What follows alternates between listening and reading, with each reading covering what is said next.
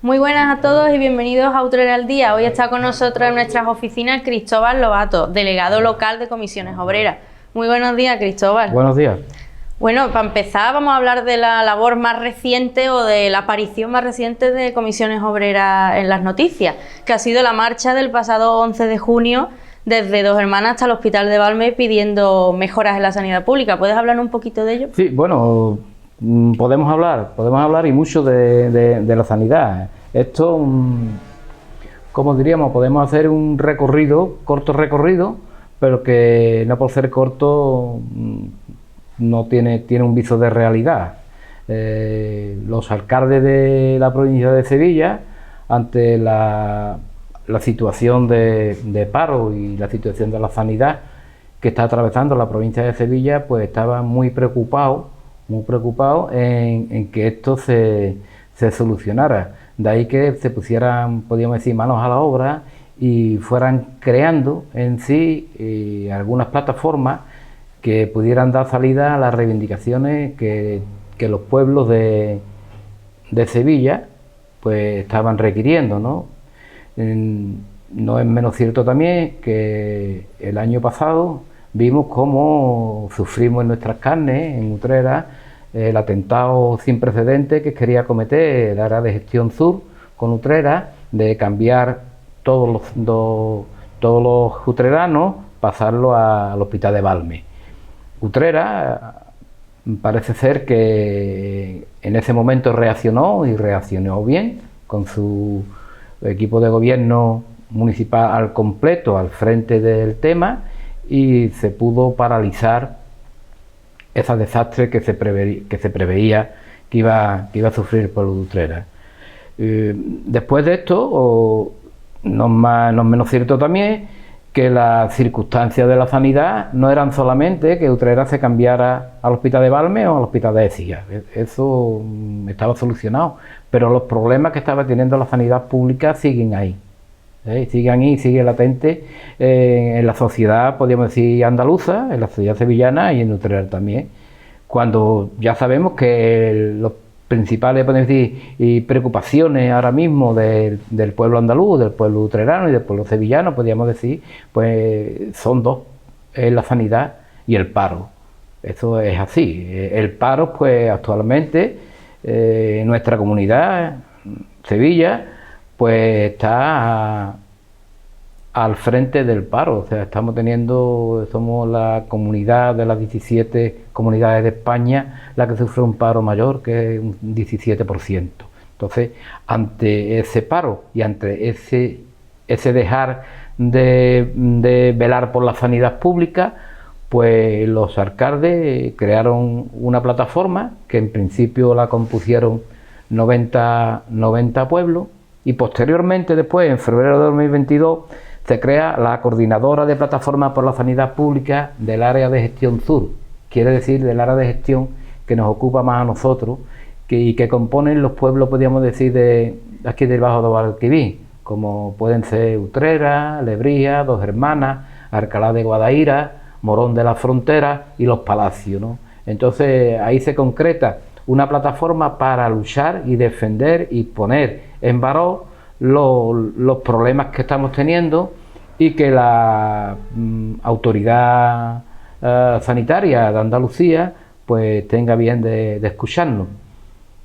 Ante esto, pues se han montado una serie de concentraciones que han ido por diferentes pueblos. Hemos estado en Lebrija, en Villafranca de Guadalquivir, en Los Palacios, en Dos Hermanas, en Utrera, en Morón, y terminamos en Alcalá también, que fue el día 4. Esa es la única que no he asistido, porque en la concentración anterior de Morón tuve la mala fortuna de coger COVID. Había muchísima gente y no había medidas de seguridad ninguna, y tuve COVID esos días, entonces no podía ir a Alcalá. Pero ya en la última, que estaba prevista la manifestación desde la Plaza del Arenal de Dos Hermanas al Hospital de Valme, pues sí pude asistir, y vamos, y mucha calor, 40 grados, porque la manifestación era de 10 a 1, podríamos decir. El trayecto fueron unos 10 kilómetros, 200 metros, vamos, tampoco es tanto, pero que la calor hizo mella, ¿no? Y vamos, pasamos un poquito de calor, pero al final la concentración y manifestación se dio bastante bien y pudimos cumplir con los objetivos que en principio se había marcado la plataforma.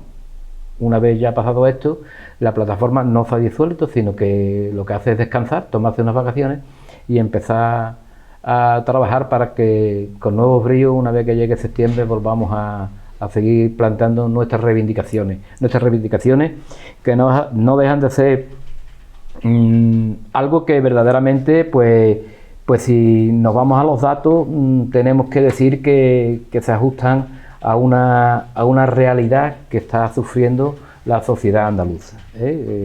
Ya te he dicho antes que la preocupación de los andaluces y las andaluzas, pues está claro que es el paro y la sanidad. Pero Cristóbal, te quiero preguntar, se ha visto en los medios, y en Utrera al Día también lo hemos publicado, que la manifestación del 11 de junio no tuvo los resultados que esperabais. Sí, bueno, la manifestación es que muchas veces los que estamos, podríamos decir, o los que gestionan estos temas no andamos lo suficientemente listos. Es que paralelamente a la concentración y manifestación del Tomillar, había otra concentración en el Parlamento andaluz por las pensiones públicas. Y entonces muchas veces, y la mayoría de las veces, en la mayoría de los casos, los que pertenecemos a una plataforma estamos en la otra. Entonces hay un problema que es el de la ubicuidad. No podemos estar en dos sitios a la misma vez. Eso solamente queda para Dios y los cristianos. Nosotros verdaderamente no podemos. O estamos en un sitio o estamos en otro. Entonces tuvimos que partirnos, y una parte fue para reivindicar las pensiones justas, que podríamos decir es otra de las patas del bienestar social de todos los españoles y españolas y de los andaluces y andaluzas. Y otra parte, pues tuvimos que irnos a la sanidad. No obstante, nosotros, que aunque la asistencia no fuera tan masiva como nosotros en principio creíamos... No me refiero a la cantidad de personas que fueron, sino que el director de Valme sí nos atendió como vosotros pedisteis. Exactamente, no, el director no nos escuchó, pero no es la primera vez. O sea, nosotros estamos acostumbrados. O sea, que para nosotros el problema no es muy fuerte, porque nosotros estamos acostumbrados porque esta lucha que nosotros llevamos ahora, que como bien te he dicho, empieza, podríamos decir, en el 2021, no viene de ahora. Nosotros hace 4 años, casi la misma gente que estuvimos el otro día en la concentración del Valme, en la manifestación del Valme, nos encontrábamos aparcados, podríamos decir, en las puertas del hospital militar, pidiendo que se abriera. Y se ha abierto. Quiere decir esto que algo habrá tenido que ver la correlación de nuestras reivindicaciones desde hace 4 años en pos de que se abriera el hospital hasta que se ha abierto. Otra cosa es que el funcionamiento sea el adecuado o no el adecuado. Eso será otra cosa. Ahí estarán los sindicatos, estarán las asociaciones, estarán los agentes sociales para poner, podríamos decir, en valor y en derecho una vez que está abierto. Pero el hospital se abrió. A base de insistir. Se abrió, a base de insistir se abrió. Quiere decir que la lucha no fue en vano. Pues igual puede pasar con esto. Nosotros creemos que Andalucía, y esos son datos, nuestra comunidad autónoma no tiene que ser la que menos invierta en habitante por euro. O sea que nosotros somos los que menos, la media nacional, o sea, nosotros estamos por debajo de la media nacional. La media nacional está en 1.638 euros por persona. Y nosotros estamos en 1.398 euros en Andalucía. O sea que estamos muy por debajo, ¿no? Y hay otros datos que son así, que son datos del Ministerio de Sanidad, donde dice que 1 por 7 camas tenemos en Andalucía, tenemos 2 menos que la comunidad catalana y 1 menos que la media nacional. Quiere decir que somos los peores, que en el ranking de las 17 autonomías estamos en el 17. Es que no estamos ni en el 16, estamos en el 17. Y esas son las cosas que nosotros tenemos que solucionar. Antes de esto, pues claro, antes que las plataformas está otra asociación, que es las Mareas Blancas, que es la que se dedica al tema de la sanidad, en donde hay un compañero y militante tanto del Partido Comunista como de Izquierda Unida, un alcalde que fue de Carmona, Sebastián Martín Recio, médico de profesión, ya jubilado, que es uno de los, podríamos decir, de los que están al frente de esta marea y están haciendo un buen trabajo. Nosotros, pues, que tenemos que apoyarnos en ello y seguir peleando por algo que creemos es fundamental para la sociedad. ¿Por qué? Porque estamos viendo cómo los problemas que se dan en Utrera son los mismos problemas que se dan en Lebrija, que se dan en Los Palacios, que se dan en Dos Hermanas, que se dan en Alcalá y que se dan en todos los sitios. O sea, el tema de los recursos humanos en los hospitales, en los centros de los hospitales de los diferentes pueblos no están potenciados, no están distribuidos, las horas de cita tampoco, la salud mental es muy deficiente, los psicólogos no existen. O sea, que el problema es muy común y muy repetitivo en todos y cada uno de los pueblos. Si ocurre que hay pueblos que tienen podríamos decir, una petición muy determinada, caso de Morón, que quiere o pide un hospital, igual como nosotros pedimos en su día, y creo que por volumen de población y por el área que atiende, pues les hace falta, y así otros pueblos pues tienen otras peticiones. Utrera, por que ejemplo, nosotros... en su momento, con el cambio de hospital de Valme y Virgen del Rocío, en el debate se pidió también ampliar el área de salud mental y también se pidieron más especialistas. Exactamente, el área de salud mental está completamente desprotegida, es que no tenemos. Ya en un momento se sacó de Utrera y ahí continúa fuera de Utrera. Y así que esas son las cuestiones que verdaderamente tenemos que ir puliendo y dándole alternativas, pero alternativas que sean viables. Ahora, en este periodo que se abre de elecciones, pues verdaderamente vamos a ver cómo termina esto. Esperemos que no termine para peor, ¿no? Por lo menos como estaba, como diría el otro, ¿no? Y seamos capaces de abordar algunos problemas de la sanidad, que verdaderamente son así. Utrera sí lleva una reivindicación que la vamos a centrar también en este tema, que es lo del tema de la residencia geriátrica. Nosotros ya en su tiempo hicimos una campaña y recogimos 11.500 firmas, porque ya dejamos de coger más, de utreranos y utreranas pidiendo una residencia geriátrica municipal, porque los costes de la residencia geriátrica privada en algunos momentos son inasumibles por las pensiones que tenemos. Haz cuenta que las cuatro patas, como es salud, sanidad, pensión y educación, son las cuatro patas del bienestar social y son las cuatro, podríamos, variantes que tenemos que ir trabajando para que podamos tener un estado de bienestar acorde con los tiempos en que vivimos. Bueno, Cristóbal, y dejando de lado la sanidad, Comisiones Obreras de siempre, desde su fundación, se ha centrado en velar por los derechos de los trabajadores y trabajadoras. Correcto. Háblame de tu opinión sobre la subida del salario mínimo, ya que está relacionado con el mundo laboral y con los trabajadores. Hombre, el salario mínimo profesional es algo que yo le tengo que aplaudir, le tengo que tocar las palmas a mis compañeros del Gobierno Central.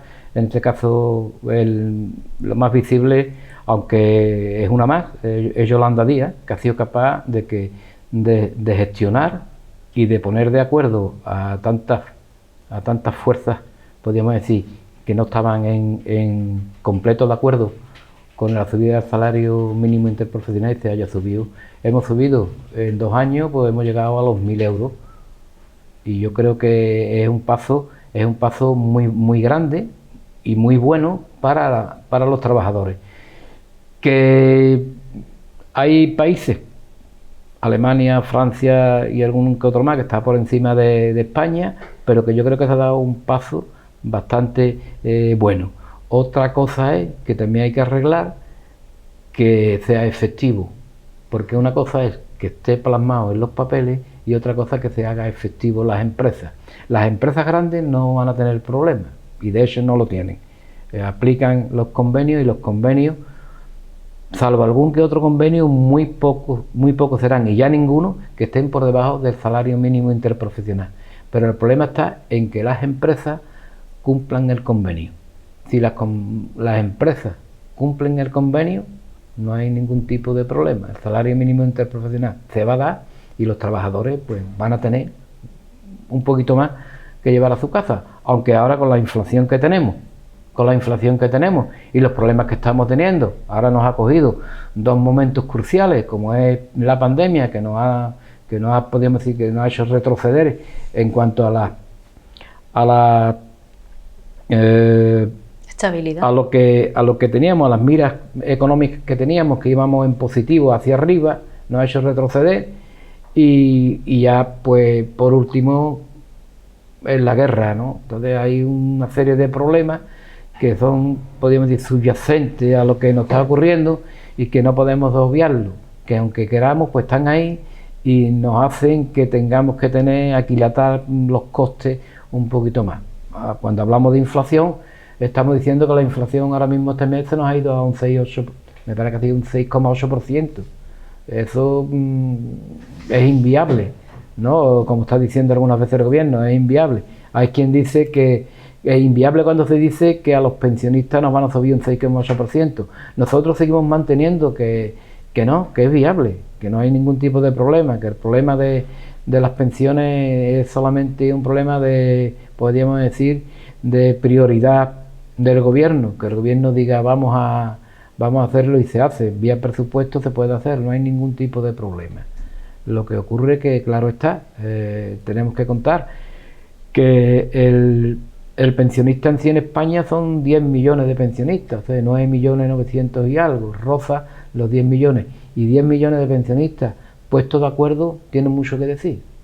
Entonces eso es un problema que el gobierno tiene que tratarlo con muchísimo cuidado. Igual que tú me dices que no nos recibió el director de Balmes. El director de Balmes, pues el otro día que estuvimos en Madrid, este pasado junio, el último jueves de junio, estuvimos para paralizar los planes de empleo privados de pensiones que le iban a dar a trámite, pues se ha puesto a trámite. Y se ha puesto a trámite, y cuando se ve que salen los parlamentarios y se reúnen con nosotros y hablan con nosotros, pues vemos quién son los que están con nosotros y quién no están, ¿no? Y vemos cómo el discurso que llevan por un lado, pues después se contradice con lo que votan en el Parlamento. Como el voto del Parlamento no se ve o se ve menos, pues parece ser que queda lo que ellos dicen, y no. El voto que se dio en los presupuestos es pasar el decreto ley para los presupuestos privados, para la ley de pensiones, pues la mayoría de los grandes bloques políticos votaron a favor. En contra se manifestaron los de siempre. Así que... Y eso en cuanto al salario mínimo, pero también te quiero preguntar por la labor de comisiones obreras con las mujeres trabajadoras. ¿Qué opinas de esa nueva ley que ha sacado Irene Montero de permitir las bajas por reglas dolorosas? ¿No crees que eso podría perjudicar a las mujeres a la hora de encontrar trabajo? Te lo digo también como mujer. Bueno, ahí nos ponemos en la disyuntiva del feminismo, y esto es un verdadero problema. Esto es muy difícil de entender. Hay partes que dicen, como cuando se refieren a Montero y algunas compañeras más que he escuchado, que si verdaderamente es dolorosa, hay que darle la baja. Ahí es que no podemos hacer nada, es parte del organismo, y resultaría inhumano que un empresario estuviera trabajando a una persona que verdaderamente sabe que está fastidiada y que está sufriendo. Entonces yo no creo que haya ningún, entre paréntesis, no debiera haber ningún tipo de problema en que se diera esa baja. No creo que llevaría más de 7 días, serían 3, 4, 5 días. ¿Y quién va a absorber esa baja? Es lo que a lo mejor podíamos vislumbrar. Si el gobierno la va a asumir o la va a asumir el empresariado. Ahí es donde habría que llegar a un acuerdo. En un principio se dijo que lo asumiría el gobierno. Que lo asumiría el gobierno, exactamente. Ahí estaría el problema. Si lo asume el gobierno, no creo que el empresariado tenga mayor tipo de problema. Otra cosa es cuando empiece el desarrollo, que no sé si ha empezado ya o está muy próxima a entrar. Veremos a ver que pues las leyes en principio todas se hacen, creo yo, con el mejor sentido de que beneficie a la ciudadanía, en este caso los ciudadanos, ¿no? Y ciudadanas. Pero si se ve En este caso las ciudadanas, ciudadanos no. Si se ve que verdaderamente no es factible o tiene algún hándicap que sea perjudicial para las trabajadoras, pues habrá que solventarlo. Desde Comisiones Obreras, ¿cómo protegéis a la mujer trabajadora? ¿Cómo? ¿Cómo protegéis a la mujer trabajadora? Bueno, nosotros en sí podríamos decir que el considerarla, en principio el considerarla como una igual, o sea, no, por el hecho de ser mujer no tiene, según nuestro modelo debéis entender, no tiene por qué tener ni más ni menos privilegios, tiene que tener los mismos que los hombres. Lo que ocurre es que esta sociedad patriarcal nos ha llevado por unos derroteros durante estos últimos años, durante toda la historia, que primaba más al varón, podríamos decir, que a la mujer, ¿no? Al hombre que a la mujer. Eso en los convenios, en los grandes convenios, los convenios de empresas, podríamos decir que tienen comités de empresas grandes y que que tienen bastantes trabajadores, pues con los planes de igualdad y alguna que otra medida se ha solucionado. Ya estamos viendo como una empresa grande, y yo he estado trabajando en una gran empresa, hemos visto que al final, llegado ya a los años 2000, pues los salarios correspondían igual a hombre y mujer. No había diferencia por ser hombre, que en el 77 y 78 sí lo había. En el 78-79 difícilmente una mujer en un puesto de la misma responsabilidad que un hombre pues cobraba igual, siempre cobraba menos. Ahora creo que en las grandes empresas, no es que creo que es así, no se da. O sea, los salarios son iguales hombre y mujer y las condiciones no dejan de ser las mismas siempre y cuando las condiciones de la mujer, por su propia condición de mujer, tiene que llevar a algunos condicionantes que la benefician, pero no la benefician por ser mujer, la benefician porque su género así lo debe de ser y no pasa absolutamente nada. En cuanto al paro, me has comentado antes que la sanidad y el paro son los dos grandes problemas de Andalucía. Sin embargo, según se ha visto en los medios, en los últimos meses de 2022 el paro ha bajado en Utrera. ¿Crees que esta bajada de paro, es decir, esta creación de empleo, es empleo de calidad? ¿Qué decirte? No tengo las últimas estadísticas, porque me las mandan de Sevilla, no las he recogido de Utrera, pero las últimas estadísticas que vi, hará 60 días, tampoco la disminución de paro en Utrera es tan significativa, o sea que no deja de ser más que paradójico, o sea que hay algunos menos, no sé si serán 74, 100, no creo que llegue a más. Si tú tienes los datos los puedes mirar y no creo que llegue a más. Pero lo que sí está claro es que Utrera ahora mismo no está en bonanza de crear empleo, y esto está muy claro. Cuando un ayuntamiento es la mayor empresa de un pueblo, malamente. Si tú dime o analiza cuántas empresas hay en Utrera que tengan más de 100 trabajadores. Hay muy pocas. Y una que tiene más de 200 trabajadores está en borde de poder cerrar. Estamos viendo cómo Abengoa está esperando que la CEPI, la Sociedad Española de Patrocinios Industriales, haga algo por ella, le eche un cable y la salve.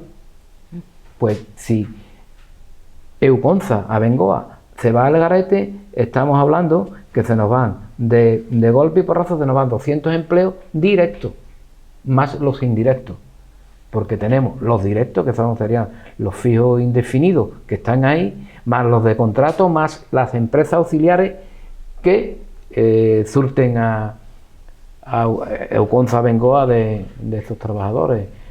Y después de esta empresa, pues hay poquísimas empresas que acumulen ese tipo de trabajadores, ese tipo de, podríamos decir, de volumen de trabajadores, que son empresas de 3, 4, 5, que al final forman un tejido industrial importante, pero que para un pueblo como Utrera pues sería muchísimo mejor que vinieran grandes empresas y que fueran reales. Hace poco se comentaba que venía una empresa que iba a hacer unos Qubit, la empresa de vehículos eléctricos. Unos vehículos eléctricos y demás. Pues mira, pues esperemos que sí, esperemos que sea así y que creen los 1000 empleos. Porque de calidad. De calidad, porque aquí estamos en la paradoja que muchas veces vendemos, y a mí me ha ocurrido, como concejal de fomento de empleo en su momento, desde el año 1999 al 2003, que creamos una expectativa, o se creó una expectativa con una empresa, en este caso era Munchin, igual tú no lo recuerdas, pero te estoy hablando, tú entonces tenías otra edad, entonces ahí se creó una empresa que era para disminuido, la gente con una invalidez determinada, un 33% y demás, y una expectativa terrible, unas instalaciones fenomenales. ¿Pero qué ocurrió? Pues ocurrió que a los 2 años pues la empresa quebró, vamos, que tuvo que cerrar. Ahí están los dos instalaciones, podríamos decir, modélicas en aquel entonces, y que están sin utilizar, ¿no? Y los trabajos pues se perdieron. Esperemos que eso no vuelva a ocurrir. Esperemos que eso no vuelva a ocurrir. O sea, nos está ocurriendo en Utrera, cuando hemos tenido algún foco empresarial muy bueno, se me olvidaba. Utrera sí es un foco de generación de empleo fuerte en el metal. El metal en la provincia de Utrera, la provincia de Sevilla es Utrera. Y Utrera acapara, podríamos decir, todo lo que el metal casi nacional y a nivel europeo se mueve. Nosotros tenemos una empresa, y hay que decirlo así, a Dios lo que es de Dios y a César lo que es de César, Cadegru, la empresa de Camino, en su principio su gerente Antonio Camino Muñoz, y hoy sus hijos, los que llevan esa empresa, y esa empresa es un estandarte, podríamos decir, en el metal. Y ese foco del metal, de dar trabajo a los mineros metalúrgicos, podríamos decir, pues es uno de los focos de empleo mayores que hay en la provincia de Sevilla. Eso son estadísticas, eso está ahí, se puede ver, y aquí no estamos mintiendo, estamos diciendo una realidad. Si como esa empresa surgieran unas cuantas más, pues estaríamos teniendo una Utrera muchísimo más saludable en cuanto al empleo. Hay algunas empresas ahora que están pegando fuerte, o que se están viendo arriba, como es el caso de Simpra, como el caso de Protefire.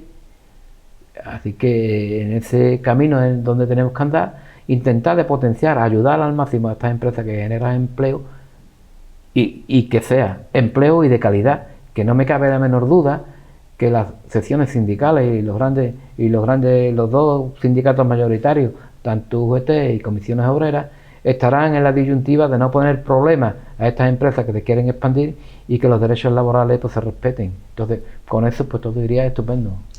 Bueno, Cristóbal, y para terminar la entrevista, bueno, se me olvidaba una preguntita. El 14 de mayo hubo un referéndum simbólico que no llega a ninguna parte, pero se hizo como símbolo, ¿no?, sobre la monarquía o la república. Hubo muy poca cobertura de este referéndum, apenas se supo. A mí me gustaría que en esta entrevista aprovecharas para contar un poco los resultados de dicho referéndum. Los resultados, no traigo los datos, si me lo hubieras comentado te lo hubieras traído, pero vamos, a grosso modo no fue complicado montar la mesa, y además hicimos un balance de la campaña, de la jornada. Se desarrolló por unos términos bastante buenos, no hubo que reseñar ningún incidente, ningún incidente digno de valoración. Vamos, que como siempre, pues la gente llegó, echó su papel, fue un día con mucha calor también, echó su papeleta y punto. Hicimos el recuento, como era una jornada o una votación que no era vinculante, pues no creo que los resultados en Utrera fueron, claro está, salieron un 70 y tanto % así republicano, y algunos votos a la monarquía, me parece que fueron 24, con 4 abstenciones. Creemos que dentro de lo que nosotros podemos vislumbrar, pues sí hay, y en toda España también ocurrió, hubo muchísimo más apoyo a la república que a la monarquía. No que no se quisiera monarquía, o república, sino que Estábamos dilucidando, era el estado de gobierno que queríamos, o república o monarquía. No que no quisiéramos a Juan Carlos, no. Lo queríamos el modelo de estado que queríamos en España, o monarquía, o república, ¿no? Y a eso nos circunscribimos. Una vez que se termina la jornada, pues la plataforma se disuelve y eso queda ahí no en el olvido, sino queda para los datos en que los que se manifestaron en España en aquel tiempo, pues un 70 y tanto, un 78% se definió por la República y otro porcentaje más minoritario, un 20 y algo, pues apoyaba el estado de monarquía. Todo, ya te digo, estuvo en... Sí, a grosso modo, esos fueron los resultados. Sí, más o menos fueron esos. Me puedo equivocar en un punto arriba y un punto abajo, pero... No, bueno, los datos exactos son lo de menos, a grosso modo la información. Y ahora sí, para terminar, me gustaría hacerte una pregunta más personal. A título de Cristóbal Lobato, ¿cómo llega Cristóbal a Comisiones Obreras? Sí, bueno, yo llego a Comisiones Obreras hace muchísimo tiempo. Esto ya lo expliqué alguna que otra vez, pero vamos, te lo puedo decir. Mira, yo entro a trabajar en Euconza en el año 75, concretamente en diciembre del 75. Y ya antes o estamos vinculados al Partido del Trabajo, al PTA, y también a una confederación de sindicatos que duró muy poco tiempo, que se llamaba la CESU. Era la Confederación de Sindicatos Unitarios de los Trabajadores. Este sindicato estaba en la calle Santa Brígida, me parece que no sé si Arcelá Menéndez Pelayo, la calle donde estaba Correo y concretamente donde había un colegio, que era el Colegio Santa Rosa, se llamaba. Pues en el Colegio Santa Rosa ahí se puso el primer local de la Confederación de Sindicatos Unitarios de los Trabajadores. Pero ¿qué ocurre? Que el Partido del Trabajo, al que pertenecían la mayoría de la Confederación de Sindicatos Unitarios de los Trabajadores, pues cada uno se va a su empresa y demás, y claro, cuando tú llegas a la empresa, los sindicatos mayoritarios pues eran Comisiones Obreras y UGT, entonces no teníamos otra opción, si estábamos dentro de la empresa, de militar en un sindicato, o tenías la opción de afiliarte a Comisiones Obreras o afiliarte a UGT. Hubo una parte bastante grande de nuestra empresa de Euconza en aquellos tiempos del 76 que apostaron por la Unión General de Trabajadores, y otra parte muy minoritaria que apostábamos por Comisiones Obreras. En este caso éramos 5 o 6 trabajadores de Comisiones Obreras en aquel entonces, pero claro, eran trabajadores, podríamos decir, no porque estuviera yo dentro de ellos, sino porque eran trabajadores que tenían una conciencia especial, porque veníamos de la lucha obrera anterior podríamos decir, a la implantación de la fábrica. Entonces esa lucha que nosotros habíamos tenido en los Tajos, en el campo, en la construcción, pues nos hacía tener, podríamos decir, un aire revolucionario más fuerte, que era el que parece que prendía mecha en los trabajadores. ¿Qué ocurrió? Pues que a los 3 o 4 años de las primeras elecciones, que por cierto gana UGT, cuando nosotros nos presentamos a las primeras elecciones ya como Comisiones Obreras, pues ganamos por mayoría. O sea que todo el comité de empresa viene a ser de Comisiones Obreras. De ahí ya pues yo era uno de los representantes, uno de los delegados que iba en las listas, y por cierto iba en cabeza. Al final deciden ponerme de presidente del comité de empresa, y ahí pues empiezo a trabajar y hasta el día de hoy pues sigo en Comisiones Obreras, en donde estoy de manera accidental, esperando, y en verdad lo digo, de que alguien con ganas, con edad, que sea menor que yo, claro está, pues sea capaz de coger las riendas de Comisiones Obreras, sea mujer o hombre, porque ahora hay mujeres muy válidas, yo creo que más incluso que los hombres, que son capaces de afrontar este reto y que sean capaces de llevar a las comisiones de Utrera donde siempre han estado. Yo creo que estamos bien, pero que todavía podemos estar muchísimo mejor. Hace falta sangre nueva. Pues Cristóbal, ha sido un placer tenerte aquí, muchísimas gracias por venir. Bueno, el placer ha sido el mío, y me tenéis para lo que verdaderamente pueda ayudar a esta sociedad que de hecho lo necesita. Muchísimas gracias. Gracias a ti.